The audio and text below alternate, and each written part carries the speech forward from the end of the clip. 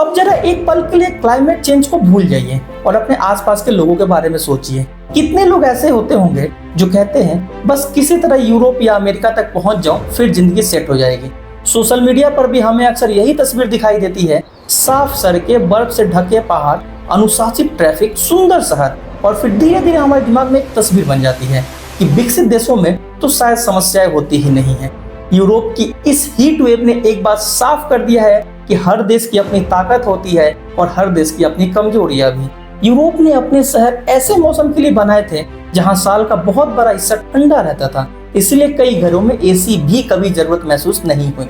बहुत सी इमारतें गर्मी को बाहर रखने के लिए नहीं बल्कि सर्दी को अंदर आने से रोकने के लिए डिजाइन हुई थी। लेकिन जब मौसम बदलने लगा तो वही सिस्टम चुनौती बन गया। अब जरा भारत की तरफ आइए।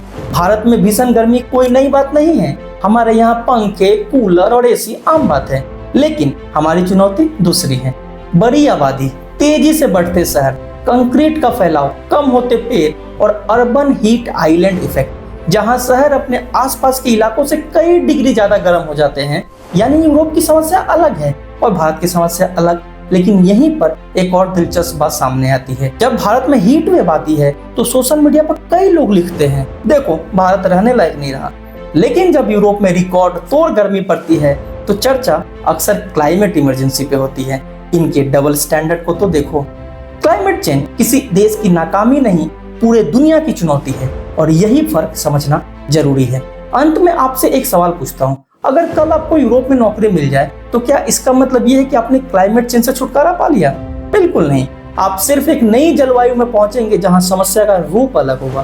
कहीं हीट वेव होगी, कहीं जंगलों में आग, कहीं सूखा तो कहीं अचानक बाढ़। यानी देश बदल सकता है लेकिन बदलती हुई पृथ्वी से कोई नहीं बच सकता। और शायद यही वजह है कि आज दुनिया के बड़े बड़े शहर क्लाइमेट एडेप्टेशन की बात कर रहे हैं, सिर्फ इमिशन कम करने की नहीं। अब सवाल ये नहीं है कि क्लाइमेट चेंज आएगा या नहीं, सवाल ये है कि हम उसके लिए कितने तैयार हैं। और यहीं पर भारत के लिए भी एक बड़ा सबक छिपा हुआ है। हम अक्सर विकसित देशों को देखकर कहते हैं वहां जैसा सिस्टम भारत में क्यों नहीं है, लेकिन आज यूरोप खुद अपने इंफ्रास्ट्रक्चर को नए मौसम के हिसाब से बदलने की कोशिश कर रहा है। मतलब दुनिया में कोई भी मॉडल हमेशा के लिए परफेक्ट नहीं होता।